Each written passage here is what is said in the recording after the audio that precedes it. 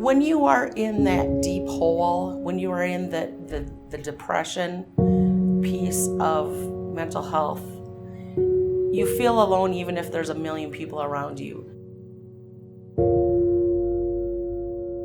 I grew up in a household where there was mental health issues. At that time it was called manic depression. But it was tough growing up in a family where you weren't allowed to talk about it because mental health was something was wrong. You didn't mention it. So watching that was tough as a child. Once I grew up and started to see the signs that I was experiencing some mental health issues, it became a fear for me because I had watched what the person in my family had gone through, and I didn't want that stigma attached to myself. So I silently just kind of treaded water and lived every day the best I could and just didn't enjoy anything. So I just kept it quiet and I never said anything to anybody. I plugged along in my day-to-day life and did the best I could with what I had. When I was in 8th grade, my dad went into an inpatient treatment for mental health, and that was the best thing that ever happened to our family.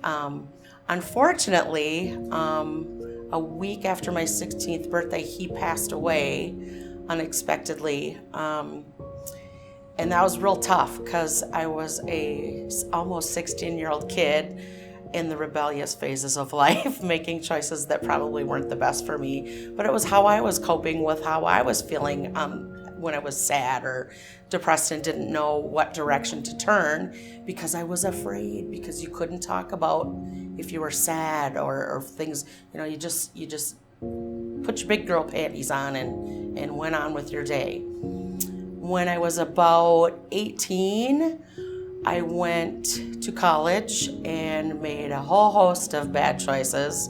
Never did get my degree, but quit college, came back home, had a job that I loved. Then I met the man of my dreams, and we had a wonderful life. We got married, we had kids.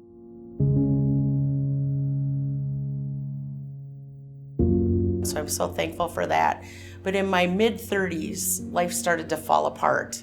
And it was really difficult for me to wrap my head around that because I had been experiencing such wonderful things.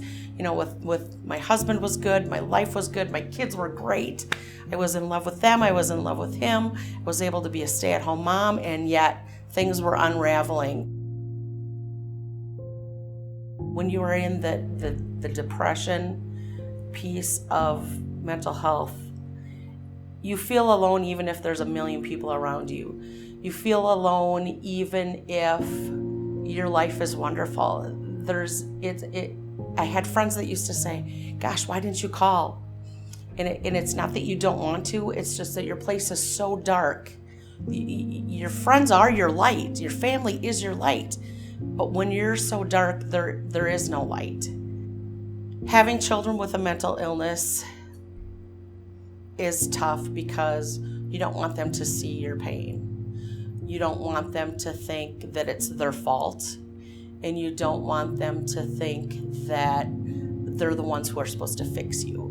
You're the mommy.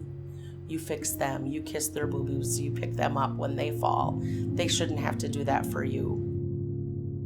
So I told my husband what had been happening. Obviously, he wasn't surprised. He could see it. Together, we found a really good therapist, got into some therapy, got on some medication, and life became pretty good again. The difference in my life then and my life now is that there are still days where there is darkness, and I don't see the light at the end of the tunnel, but I know that the light is there, and that's what keeps me going, and that's what keeps me able to stay relatively happy. Yeah, I still have sad days, but I have the tools I need now. I have a therapy light at my desk at work.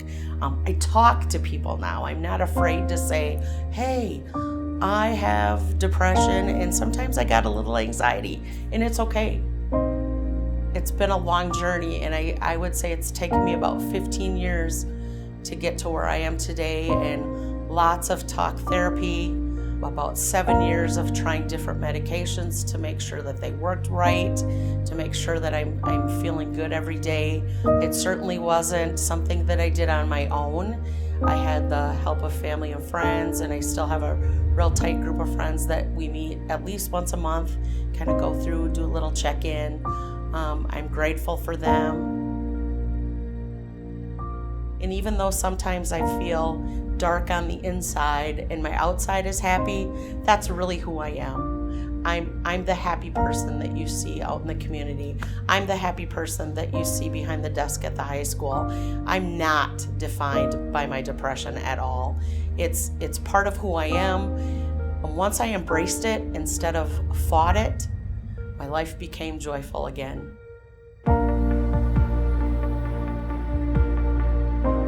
There is light at the end of the tunnel. There's always light, even if you don't see it.